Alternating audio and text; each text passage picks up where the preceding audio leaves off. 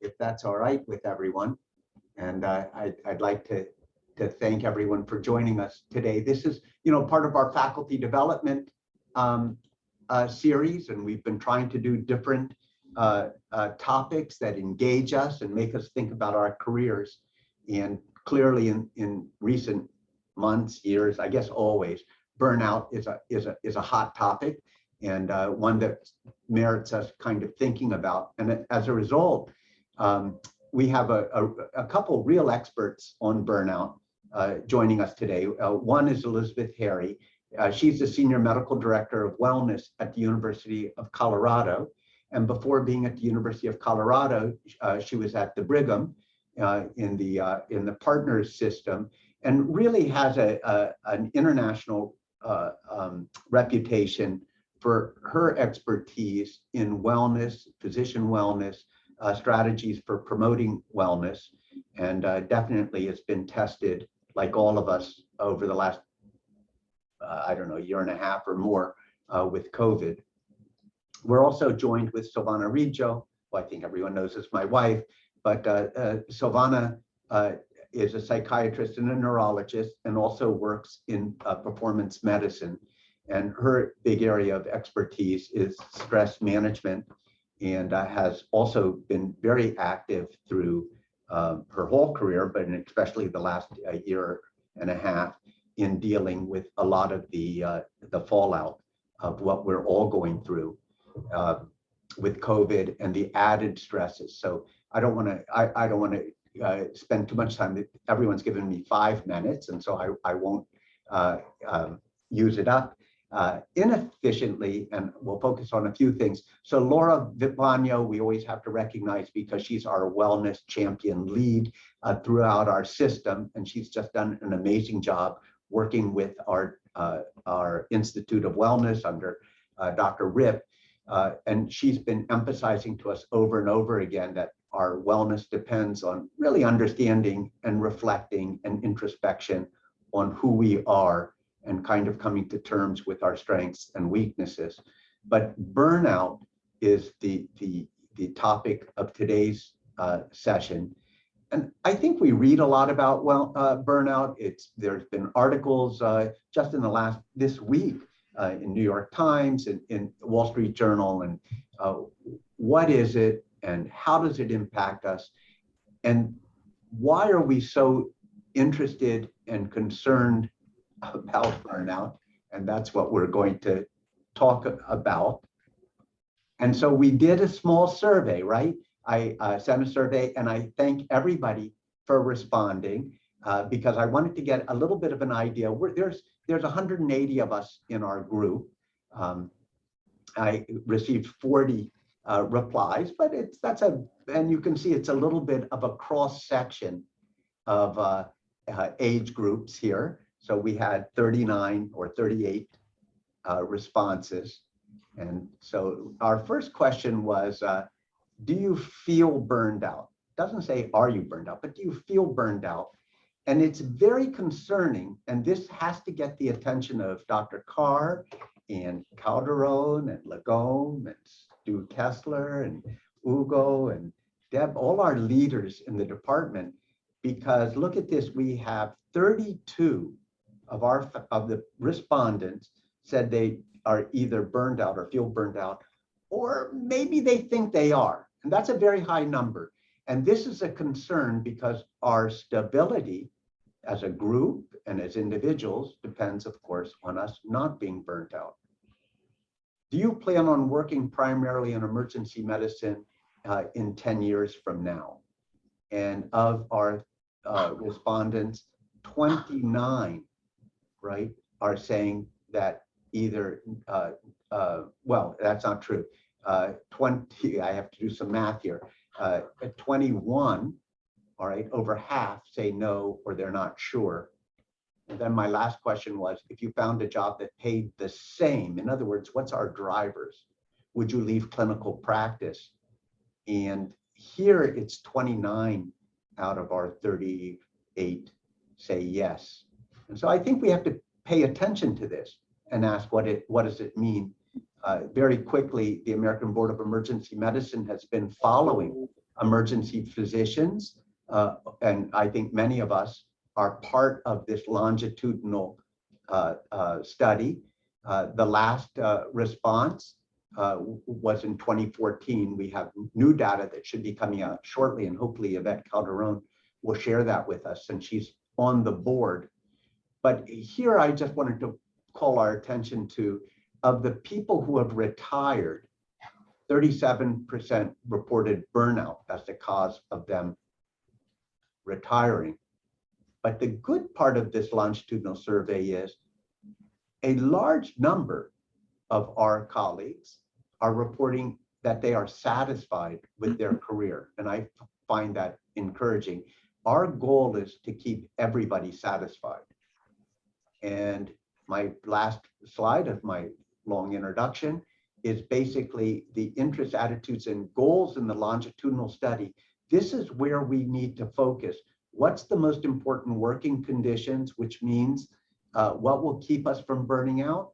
Compatible colleagues, fair compensation, personal reward. So we have to dig down into that a little bit. So, you know, I love emergency medicine. I've been in it 40 years, but we have to think about what promotes longevity and what prevents burnout.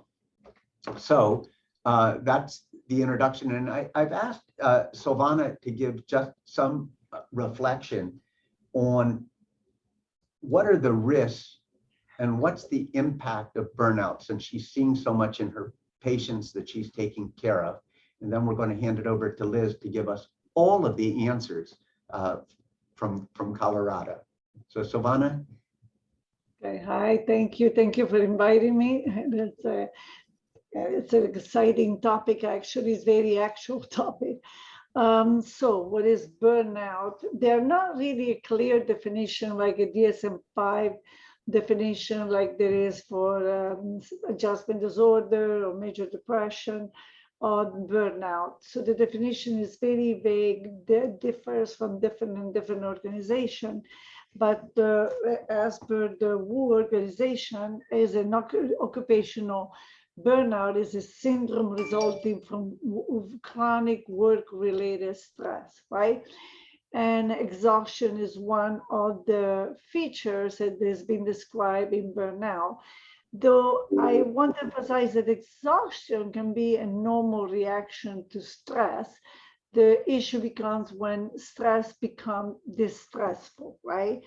And that when I say that exhaustion is not necessarily a disease, though again, stress can become distressful. And when we feel distress, then we need to become aware of what is causing the distress and recognize the potential for the risk of secondary chronic stress, and so that we can address it both as individual and as an organization, right? So looking at the different data, as I was looking this week, like you said, there were articles in the Wall Street journals. According to Shanafield, they did a review of US physician and population control sample. And what he found is that he noticed that there was an incidence of symptoms of burnout or 37.9% in physician compared to 27.8% in the population.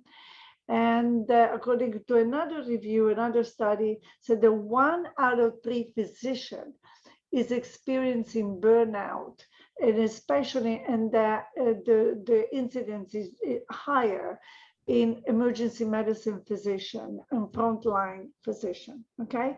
Which this is an appropriate group to talk about burnout, especially during this COVID time, when I don't know you, but I've heard about burnout over and over and over again.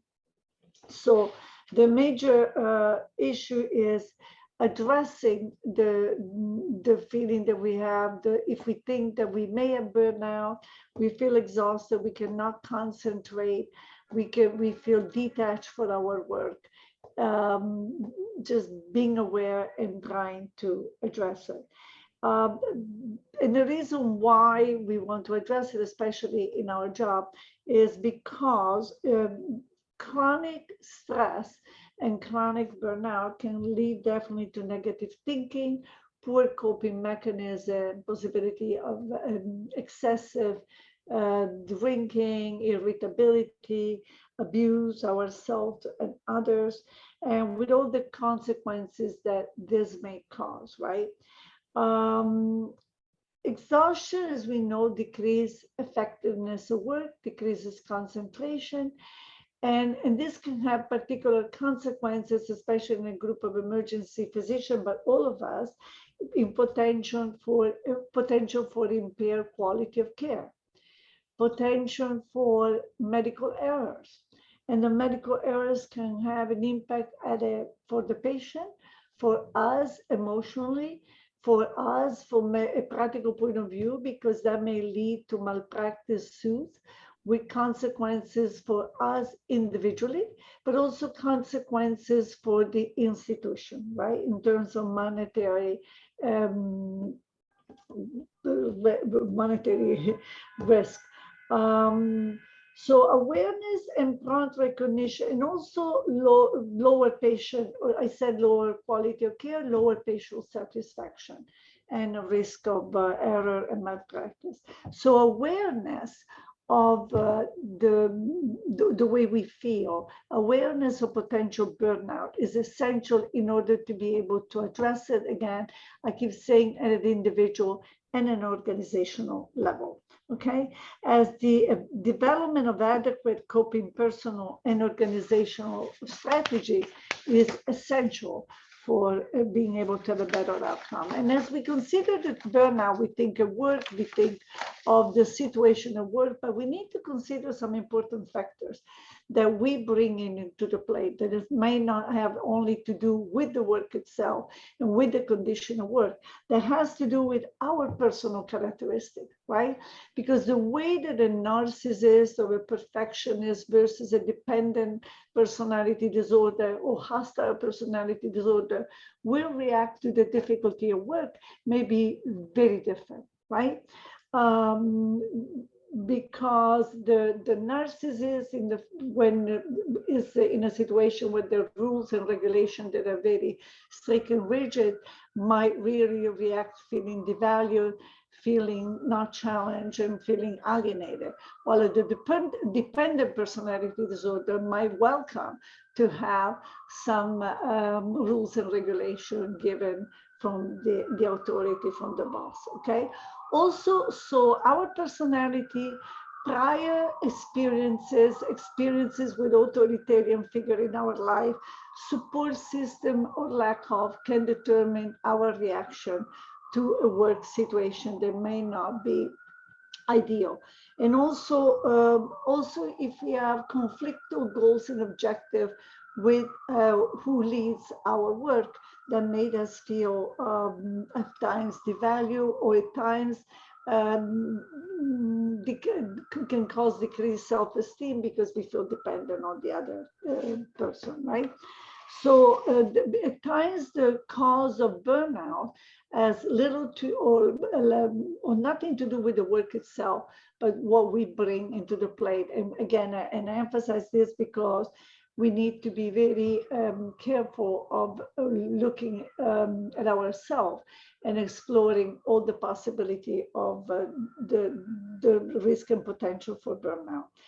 And, and then there is a cultural factor where many of us look at work as a priority, and we invest a lot, and we may neglect some other factors in our life, like our family, our hobbies, our interests.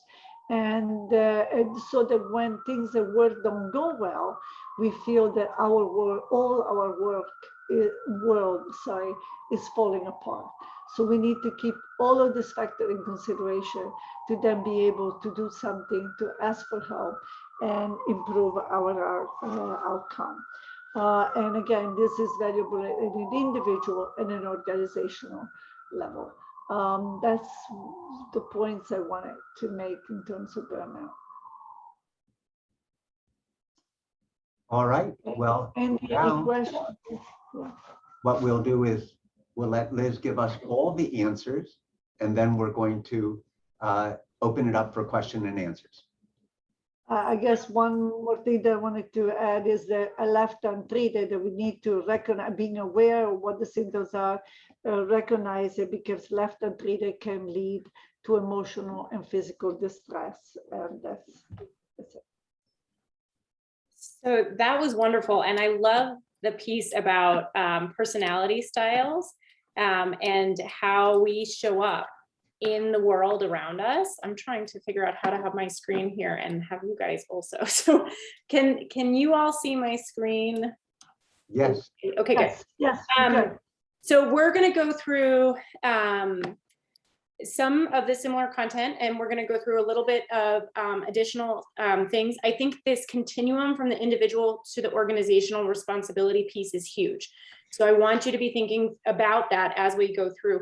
Ultimately, no one is going to take ownership or responsibility for us more than we do for ourselves. And so there always has to be that individual accountability. And then we express agency where we have agency, and all of us have sort of different levels of agency. And so just to share with you all, so clinically I'm a hospitalist, so I have had a similar experience to you all, though I'm sure not as acute, and being in Colorado, definitely not as acute as you guys have there. But and then I am senior medical director of Wellbeing for UC Health. We actually have 6,500 physicians and APPs that I'm responsible for thinking about their well-being. So I do spend a lot of time thinking about this. We're going to talk briefly about what is the definition of burnout. What do we think about when we think about well-being? We're going to talk about cognitive load because I study it. So that's what happens when someone comes to visit. You have to listen to what they study. And then we're going to do a crowdsourcing example, and we'll probably not talk about resident well-being today because I think that's less applicable. So there is actually a definition of workplace professional fulfillment. And I think this is important because our goal is not just not to be burnt out, right? Like, so to Dr. Jagoda's point, we actually want to thrive at work. We want everybody loving what they do most of the time, recognizing that there's always, you know, that 80-20 at best, that we sort of love 80% and 20% is hard. But there is actually a definition of what it means to be professionally fulfilled and engaged. And it's sort of this positive state characterized by vigor, dedication, and absorption in what you're doing. It is the doctor you want treating your family, right? The person that's super present, that loves what they do, and that is sort of incredibly dedicated and absorbed by it. There is a way to measure this. So there's the Stanford Professional Fulfillment Index. This is a tool that if you are at a not-for-profit organization, you can use for free. It's a 16-item tool that you could use within your organization. And it looks at professional fulfillment through the lens of professional autonomy, sense of meaning, and control, which are really some of the drivers of professional fulfillment. And it's inversely correlated with work exhaustion, as we were just talking about, disengagement, and medical error. So folks who are professionally fulfilled are less likely to experience error in the workplace. So the definition in the occupational literature that is used for burnout is 2 of 3 of the following. And the way that we measure it using Maslach Burnout Inventory is a high score of either depersonalization or emotional exhaustion, or both. So emotional exhaustion is sort of this exactly this sort of exhaustion that you feel, but you cannot recover after a period of time off. So we all know what that's like. You get home, you're totally exhausted. But after a weekend, oops, hang on one sec. Let's see if we can get back to, I tried to get out of full screen. I could see you guys better, but then we went back. Okay, are we back? We are back. Okay, so after a weekend, though, you don't recover. Depersonalization, so this is that othering that happens. I always find it so amazing. So I had the opportunity at Brigham to be part of the admissions committee for our residency program, and I would read these incredible essays. Like, I love people so much, and I love science so much, and I'm so dedicated, and I want to come do this. And then I would get in the elevator, and I would listen to our trainees speak about our patients, and that is not how they were talking about them. And I thought that was so interesting. And what happened between those essays and the way they were talking about them in the elevator? What had changed that we had sort of othered our patients so much? And then this lack of sense of personal accomplishment. So this idea that nothing I do is going to make a difference. I know in hospital medicine where I feel this is like heart failure exacerbation, for example. I can feel like I can diurese the patient to dry. I can have their meds be absolutely perfect. And at the end of the day, they may just come back to me in a week or two because they're non-compliant when they get home. So you can get to this place of sort of feeling like what you do doesn't make a difference, and that's dangerous. So before COVID, this was getting a lot of attention. So the Mass Medical Society and then the Harvard School of Public Health actually called physician burnout a public health crisis. And this was because burnout was at alarming levels. This was before COVID. And they felt that it threatened to undermine the doctor-patient relationship and the delivery of healthcare nationwide. They said that it was due to EHR burden and regulatory burden. And their recommendation was that every organization appoint a senior level executive. So you're seeing lots of chief wellness officers pop up, that there's rapid, safe, and confidential access to mental health and advocacy around EHR usability.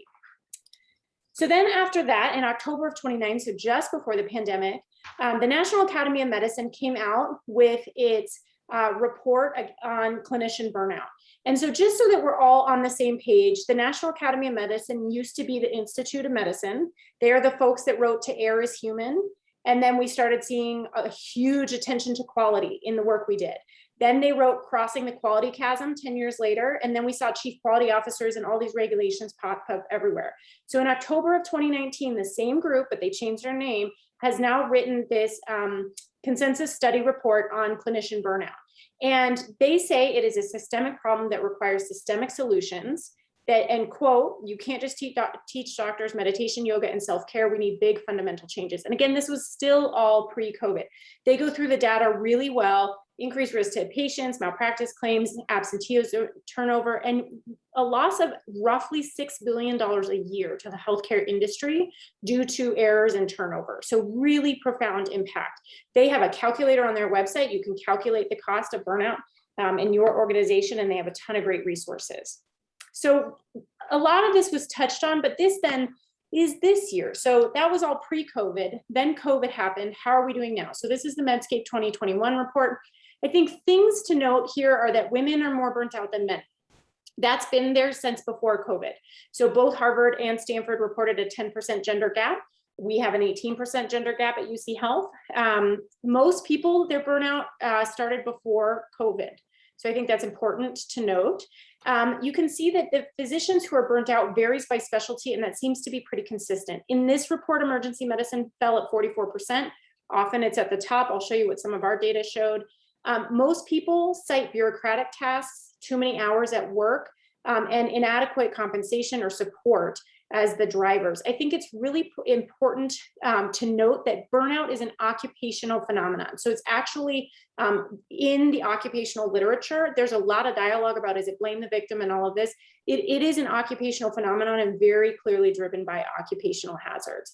Then if you ask physicians if they're colloquially depressed, 69% said yes. So not inconsistent with the data you just saw, and 20% fall in the category of clinically depressed. And we saw the same data in the AMA data over the past year, which we participated in. 13% have had thoughts of suicide but have not attempted, and 1% have attempted. That 1 to 2% is about what we're seeing for suicide ideation. So this 13% during COVID is much higher than we had seen previously. And of course, there was a very high profile Dr. Lorna Breen, suicide in emergency medicine, which has led to the Dr. Lorna Breen Foundation, as well as the bill in front of Congress to regulate licensure questions around mental health issues. And Corey Faust, her brother-in-law, has done quite a good deal of work around this. So when we talk about whose responsibility is this and who needs to fix this, to the points that were mentioned earlier, this is a distribution of responsibility. So this is a great article by Tate and some of his colleagues when he was still at Mayo, and it basically outlines several domains that when optimized lead to professional fulfillment and when not optimized lead to burnout. And they give you a table actually in this paper of what individuals can do, work units can do, organizations can do, and what we need to do nationally around advocacy for our documentation requirements, billing and coding, et cetera. A lot of the things that are driving those administrative tasks. I think it is really important to drive the point home here that it is not heal thyself. It's not personal resilience. It's not yoga and coffee carts. I am in Colorado. We love yoga. We're big fans of it, but that is not the solution to what is an occupational hazard.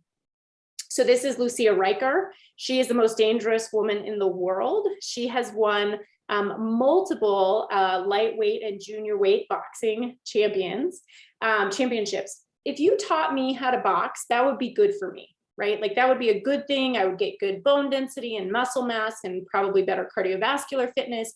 And all of those things would be really good for me. So I should do those things if I want to build those things. But if you put me in the ring with my friend Lucia here, I am going to get knocked out immediately every time, no matter how much you train me ever. The point here is that we all want to take care of ourselves and do best by ourselves and do things that are good for ourselves. But if the system is Lucia Riker and you put us in a system that is unsustainable, we're all going to get knocked out. And it doesn't matter how much training I did before I got into that ring. So this is one of my favorite books, and I just put it out there as something for you to think about. This comes out of Stanford. It actually comes out of one of their most popular undergraduate courses, which they turned into a book, which is Using Design Thinking to Build Your Life. And then it became a New York Times bestseller for months and months on end. The point of this book, though, is to look at problems as opportunities, to sort of redesign your life and think about what your values are and how you want to spend your time and where you have agency. And so Dr. Reggio so eloquently spoke about our autonomy and how we show up and our agency in this space. And there are so many spaces we have agency that we don't often think about that. So working for an organization that shares your values, really important. Organizational personal values misalignment is a huge driver of burnout. Making sure that you're spending time building your social and support and community, building work-life integration that works for you. It's not going to be the same as something that works for someone else. So you need to know yourself, you need to know your values and be able to build that. And this book has a bunch of exercises. It's really fun to do. I did it with my husband before we moved to Colorado to sort of design our life after we moved, which was really fun. As was sort of alluded to, there are many consequences of burnout. So we'll just go through them briefly, but there's higher risk of medical error, higher risk of being named in a malpractice suit, a higher risk of alcohol abuse, and double the risk of suicide ideation, which attenuates when the burnout improves, which I think is really important. The suicide rate among male physicians is 40% higher than other men. And for females, it's 130% higher than other females. In general, females complete suicide less often in the community, but female physicians are more likely to know how to complete suicide. So that's part of that differential there. And then it's incredibly expensive. So there's huge decreases in productivity, job satisfaction. People are more likely to leave. For every 1 point increase in that emotional exhaustion scale or 1 point decrease in job satisfaction, there is either a 20% likelihood of reduction in professional effort, or if it's that job satisfaction decrease, 67% likelihood of reduction in clinical effort. We have found that if people reduce their clinical FTE and they fill it up with something else, their burnout goes down. But is that really, that's an incredibly expensive way for us to run clinical services. And we need to ask ourselves the question of, have we built jobs that aren't sustainable at 100% clinical FTE? And I think in my space, I don't know about in your space, but in my space, that's a very reasonable question for us to be asking ourselves in hospital medicine. And I know anesthesiology is asking themselves that question as well, because many of the trainees that are coming out now don't want to do 1.0 jobs. And so then there's a staffing issue as well. And so trying to think about that. Also benefits, obviously, if you pay 2 people to do 0.5 FTE and they both have to have benefits, that's a more expensive model than paying 1 person for 1.0 FTE. So there's huge costs associated with this. Going back to that individual versus system question, this is a lovely meta-analysis that looked at individual interventions versus organizationally focused interventions. The individuals are, things that we think of like mindfulness, stress reduction, communication training, et cetera. Organizational focus, we're adjusting ICU staffing schedules, protected blocks, shortening shifts, sort of trying to think out, again, that design thinking principle, trying to think outside of the box, just because we've always done it this way. Maybe that's not going to be the way it's going to work anymore. And they found that organizational focused interventions were significantly more effective at reducing burnout than the individual focused interventions. So I think that's important as we think as leaders about how to address these things. But I think the take home here is that you got to take care of you, because that's where you start and that's who you have most agency over. And you want to be your healthiest, most balanced person. And that means if you are not doing well, reaching out for help. And that means reaching out for help through the many resources. And I will share the resources that you guys have at the end, but you have resources for mental health. There are public national resources for physicians. If you are struggling, reach out. It will not impact your career. That is the fear. And we are working really hard to reduce that stigma. And then bring that best self to work so we can have this really high functioning team. And that's sort of the goal, but we can't do that if we don't sort of work on that together. So I'm just going to spend a couple of minutes talking about cognitive load because I love it and I can't not. So I'm going to make you participate, and I know that's painful, but when you hear the term cognitive load, what comes to mind? What do you think of in your workday? And by the way, you guys have a ton of it. What do you think of?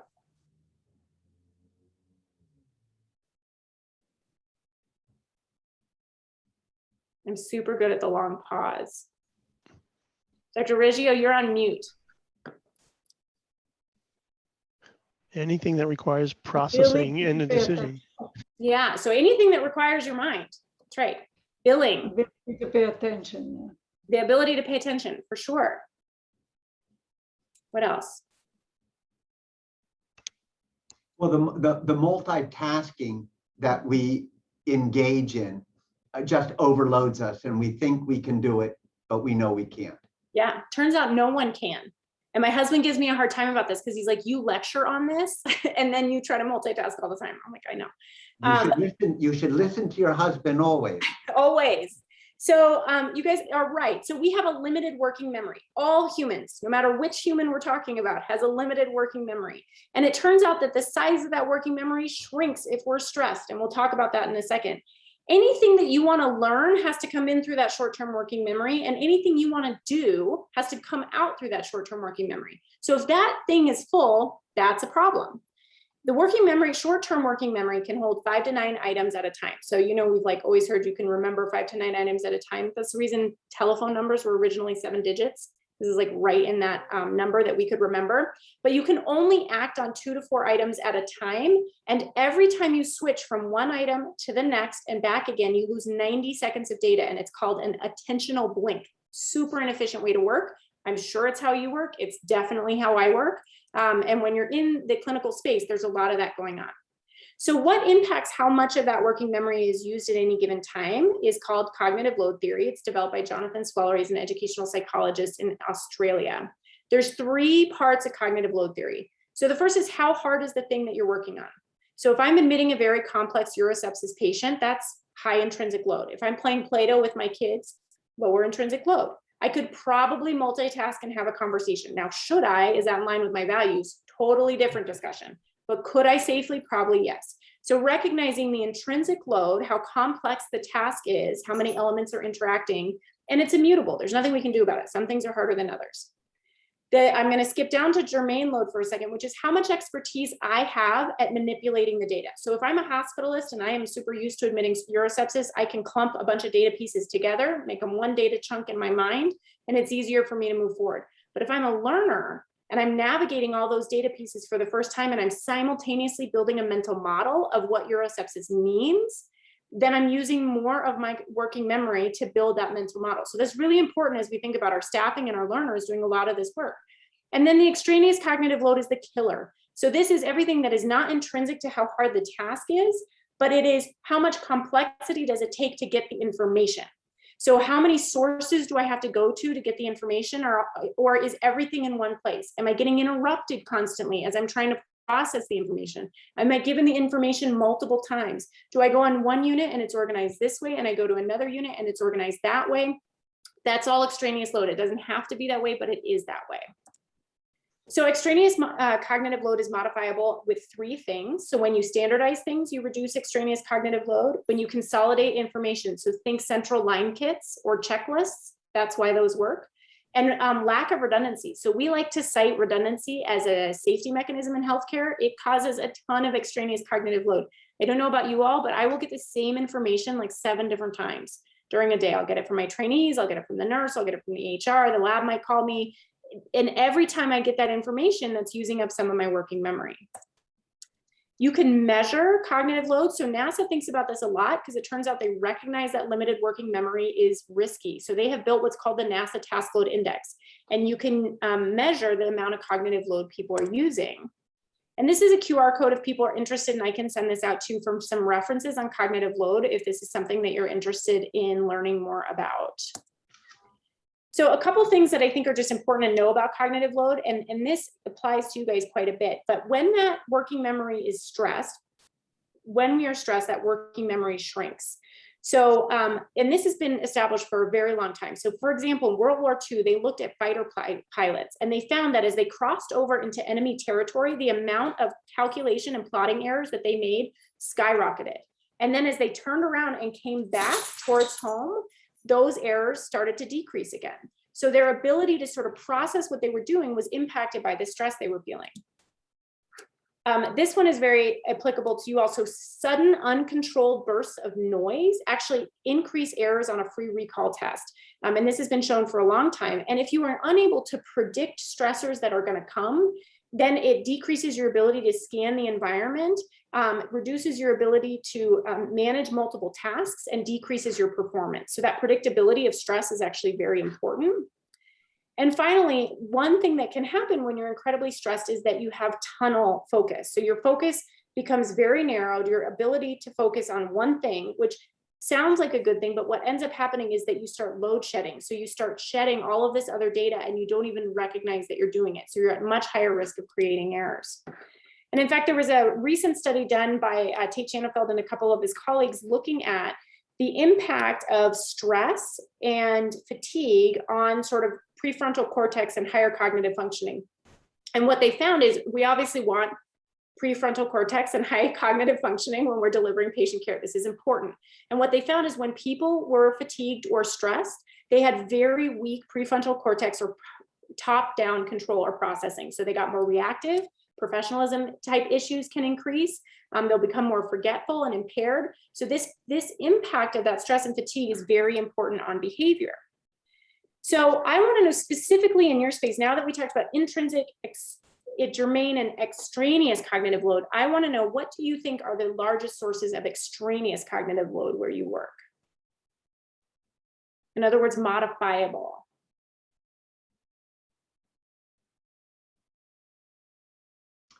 We've identified some, but it's hard to correct.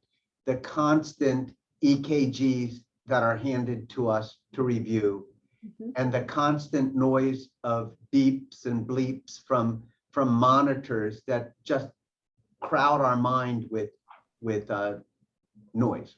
Noise, yeah, which has been very well studied. There's a great NASA review called Stress, Performance, and Cognition. They have an entire chapter just about the impact of noise on performance, because they are so aware of how it erodes performance. So it's a huge thing. And then with all those EKGs, the interruptions. And so one thing would be like a batching, right? That you get all the EKGs batched every 15 minutes, you take an EKG break, or somebody's on EKG duty and just reviewing EKGs, and that's the task they're doing for the 3 hours or something like that. What are some other sources?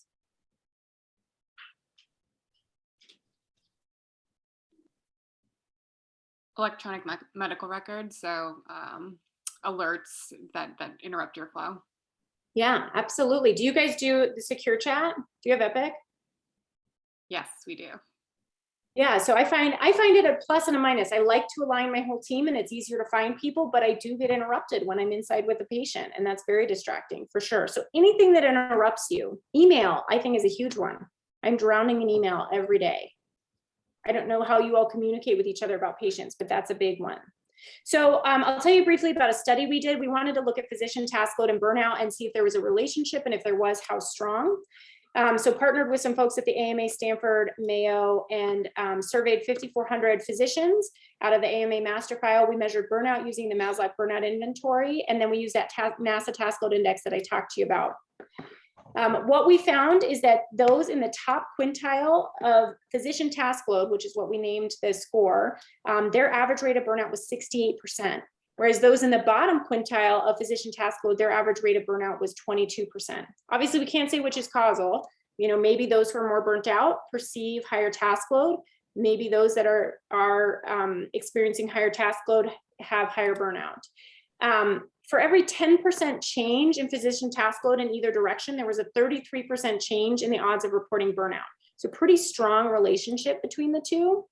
And then I'll show you, so we scored physician task load by specialty. The domains that we asked are mental, physical, time, demand, and effort required. You will see yourself at the top with the highest physician task load in this study, and the highest sort of summative physician task load, as well as mental, physical, temporal demands. I think radiology had a higher mental demand, which they published a paper up, which is funny. They were kind of bragging that they had the highest mental demand, which I thought was funny. But so this was the first large study to look at physician task load and burnout. It did vary by specialty and by setting, and it's strongly associated with the risk of burnout. Hard to know causal, so further studies would be needed. So this would be a great thing to study in your emergency room. And I think one of the questions is just, can you build processes and measure the task load before and after and see if you're able to reduce the task load? So some recommendations on reducing task load. So increasing standardization wherever you can. So across units in hospitals, across processes. So how do you do a certain task? When I look in the EHR, I look in the EHR in the same way every single time. So I know I don't miss radiology. I know I don't miss micro. I know that I go through the same way on every patient every time. And across teams and providers, one of the biggest sources of extraneous cognitive load for our learners is that every attending wants to round or do it differently. And that's a lot of extraneous cognitive load for them when they're already learning. Think of Steve Jobs wearing the same outfit every day. So the goal there was to increase standardization and decrease cognitive load. Decrease redundancy wherever you can. So how you communicate data, the way that you get data. So the goal, right, is to have one highly reliable process instead of many sort of pseudo reliable processes. And then consolidate data. So bring all the data together you need for workflow. So think like central line kits. I know our Epic has a lot of like diabetes screens where it brings all the relevant information for diabetes together, or heart failure or ACS or things like that. But you want to bring your materials together for workflow. So we have a little bit of time. I think we have enough time to do this. So I think this would be fun. If you, and I will put this in the chat, I want to now identify sort of what you think based on all of this information, what you think the top driver of burnout is for your team at work. So I'm going to put this in the chat. And then what I want you to do, and then I'll answer these questions too, is vote on what you think the top driver is. If somebody else has already put it in, then vote on theirs, because our goal is to try to identify the top driver, not to have a bunch of the same thing over and over again. So if you see something that looks, and then let's see if I can get to the results here so that you guys can see them. Okay, I think this will show them here. Someone put something in, and then we'll see. What do you think is the top driver? We could also do it via chat if that's easier for folks. What do you think, Dr. Jagoda? What's your preference? Let's see, I'm putting something in right now. Does it show up? Let's see. Maybe not. No, that was my name. Are people seeing it? Let me see. Oh, here, hang on, I gotta go to the right one. Oops. All right, maybe we'll just do the chat then, because this one's not coming up. So let's do the chat. So what do you think are the top drivers of burnout in your workspace? Volume, okay. Volume of boarding patients, for sure. Oh, yeah, boy, you got that right. We hit 77 boarding patients a couple weeks ago. 77. I only have 46 beds in the emergency department. Absolutely. I mean, and you know, distressing for them too. So there's that moral distress piece again, which I think is important as well. Acuity interruptions, documentation requirements. Oh yeah, that's a great one. Not enough staff to patient ratio. Multiple agitated patients. Too many work hours for a whole FTE. I think there's a lot of specialties that are sort of thinking about this. Like, what does a full FTE look like? And are there other ways? Of course, that, you know, there's sort of the, you know, no mission, no margin, no margin, no mission. At the same time, we have to stay financially viable and able to pay everybody's salary. So that piece is important. This appreciation and value one is very important. So it's actually a huge driver of burnout. And something that we don't often think about, of how to appreciate other people. And then lack of patients believing in masks and vaccinations, for sure. So this is sort of that moral distress. I know that we had a BPA for a while reminding our physicians to ask patients about it if they hadn't been vaccinated, and the patients would say terrible things. So let me ask you all, suboptimal throughput. Yeah, so that sort of clogged system. So let's just brainstorm, and we're going to open it up now, and we're going to sort of, and we can have questions, but I want to have a little bit of a brainstorm here. In the constraints of the current circumstance, so we can't move to a place where COVID didn't happen, because it did happen, and we can't move to a place, you know, where any of the circumstances that are in place haven't happened. But what would the ideal state be in your work environment, do you think? It would probably be something like your emergency department in Colorado. And if no one's ever been there, they should see it, because it's 85,000 square feet for 75,000 patients, meaning more than 1 square foot per patient. We're 0.25 square feet per patient. So a professional space with full staffing would promote the environment to practice emergency medicine with less stress, higher efficiency, and quality. Okay. So it sounds like size, staffing, and so things that are heavily resource intensive. That's right. Okay. So what are some of the current barriers to getting to this ideal state? Resources, I would guess, is one, because it always is. You live in a real estate poor place, right? There are a lot of people and not a lot of real estate, right? So I would imagine there's not a lot of space. Here in Colorado, we can just sort of expand because there's like planes to do that. But that, I imagine, would be a resource. What are some other barriers that go through your mind when you think about that?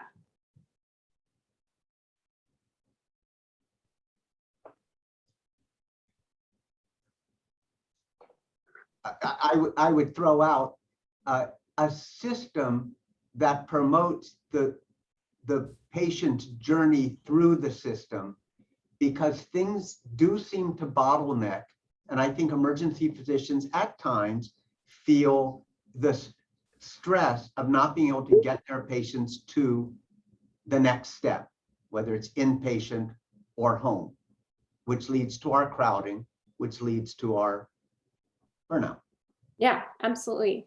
So here's what's really interesting. We have this sort of vision internally of what ideal state is, right? And then we can identify very easily what the barriers are. And our minds are super good at finding barriers. We are problem solvers. So one of the things then now that I want to do is look externally. So how do we behave when we identify these barriers? So when we are in a situation where we feel resource constraint, we have a lot of patients boarding, we don't feel that we have adequate staffing, how do we behave? What are some things that we're doing that might not be the most helpful in responding to that circumstance? And again, this gets to some of that personal accountability, right? The circumstances are a bit what they are. We have agency in different spaces. We have identified what we think some of the barriers are, but in the meantime, how do we respond to some of those barriers? So what are some of the ways that you see one another or ourselves responding when we feel we move up against those barriers? I'll tell you, totally, I will tell on ourselves, we get unkind to each other when we feel frustrated like this. This definitely happens among my colleagues, where when folks feel that they have too much work to do or they feel overstressed, sometimes we get less kind to one another than we want to be. Do you guys see any of that? Never. Never, definitely. Okay, both. None, we're human, right? We're all imperfect. This is not like a flaw. There's nothing wrong with us. This is something that humans do sometimes if we're not super thoughtful about how we want to show up. How do we seek relief from these barriers? What are some of the pop-off valves? Because we all have strategies, right? So what do we do when we feel super stressed by these barriers that we've identified?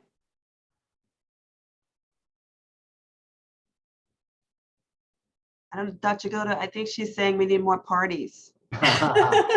So next Wednesday, we have a pizza truck coming outside the ambulance bay, and we'll be making pizzas from 11 o'clock till 3. So it's our first step back to normal.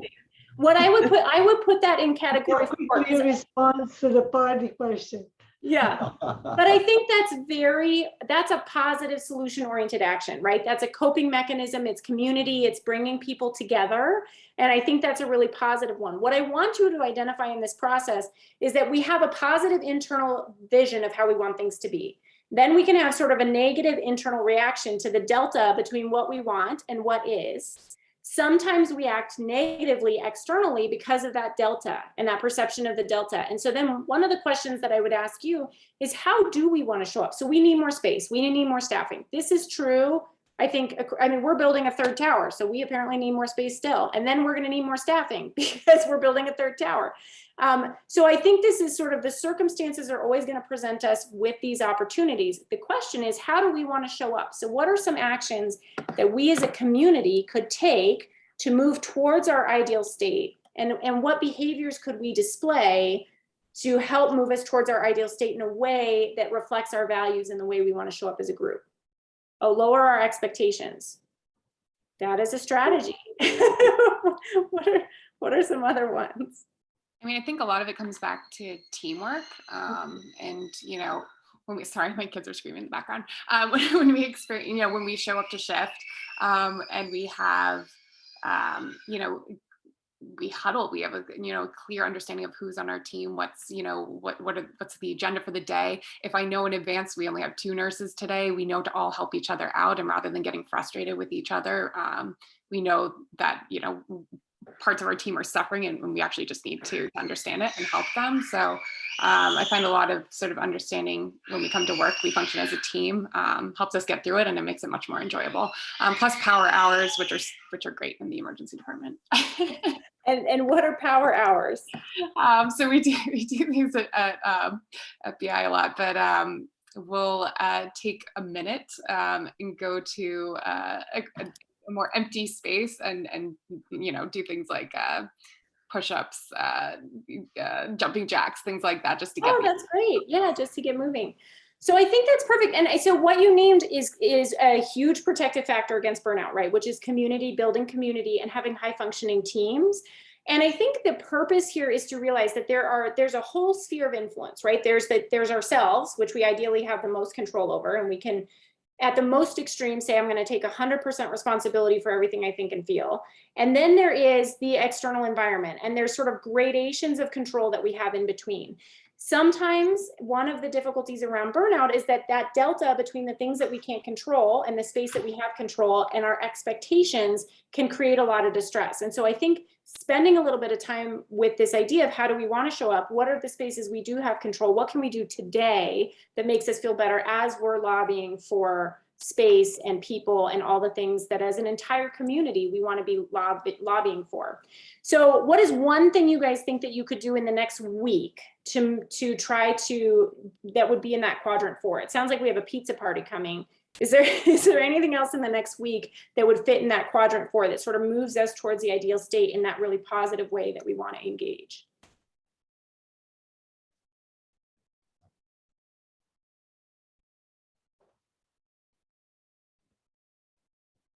What about that teamwork? Appreciation was mentioned. How do we appreciate one another? And are there ways we could do that this week?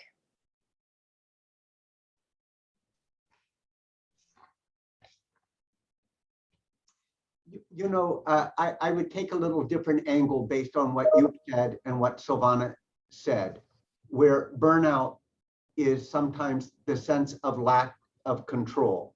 Mm-hmm. And it's not just us, we're only as good as our team, and we have BAs and we have techs and we have nurses who are as burned out or more than us. Mm-hmm.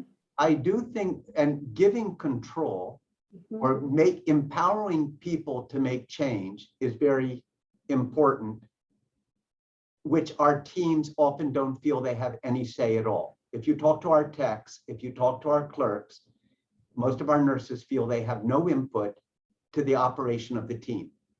And so I do think being aware of this, Silvana and I talked quite a lot about this, and she made me think that indeed, do we empower the whole team to help them also not get burnt out? Totally. And perhaps engaging even more than we already have in our huddles and in our every hour touch base with the team is something that would help the whole environment. I'm just throwing this out to be provocative. I think absolutely. And part of that too is to the recognition point, recognizing the whole team. Like, how often do we tell our nurses and our MAs and, you know, our med students and whoever else is part of the team, that was amazing. Thank you so much. I couldn't have gotten through today without you. You know, they have imposter syndrome. They have all these other, particularly our learners that they're dealing with, you know, hearing from someone else that they're doing great, that they were helpful. Those things go a really long way. And it takes almost no energy on our part whatsoever to do that, for sure. I really like that idea. Okay. So for individuals, oh yeah. Maybe also pointing instead of good or bad, great, just saying how whatever each one of them has done makes a difference, right? And give a concrete example how certain action made a difference in the day of the team or of the patient. I love that. So these are two of my favorite books in terms of individual well-being. One is thinking about deep work or type 2 thinking and how to get into that space for yourself. And the other is essentialism, the idea that priorities is sort of an oxymoron and really sort of constraining to a couple of things that you really highly value and spend time on those things and try to constrain. It's hard in our society. The AMA has a ton of resources that are great in this space, as does the NAM report on physician well-being that I put. They have an entire website with a ton of resources on this. So I want to encourage you guys to go there. And then the last thing that I'll just say here is that from the cognitive load perspective, your attention is your most valuable resource. So your attention, where you spent your attention is how you learned how to be a doctor. Where you spend your attention is the relationships that you build and the relationships that you build with your patients. Where you spend your attention are the diagnostic features that you find. It is the most valuable asset you have. There is an attention economy now. People actually buy and sell and trade in attention, which is basically what social media is. So if you're not paying for the product, you are the product, right? They actually trade in futures of attention. So I think it's so important to realize this is your most valuable asset. Be super aware of where you spend it and look at our systems and say, are we sort of forcing people to put attention in places we don't want them to put attention, that it's not useful? And take attentional breaks, because that's how you sort of replete your working memory. And to Dr. Jagoda's point, we can't multitask. So pay attention to what you're paying attention to. I think that's the take-home message here. I'm going to skip what we've done at UC Health in the interest of time, but I do want to put up your model of the well-being framework for Mount Sinai. And then these are the resources that came from Dr. Rip's office that you all have. And I really want to highlight that you have access to his psychiatry faculty practice associates. If you do not wait until you are in distress to go seek help, and I'm sure that Dr. Riggio would agree with me here, but seek help early and often and reach out and normalize it. And if you're worried about somebody, ask and ask them if they're doing okay and continue to check in. We have a responsibility to each other to keep each other safe. And with that, I'll take questions. Go ahead. I guess I'd add to that, that was an incredible lecture. Thank you.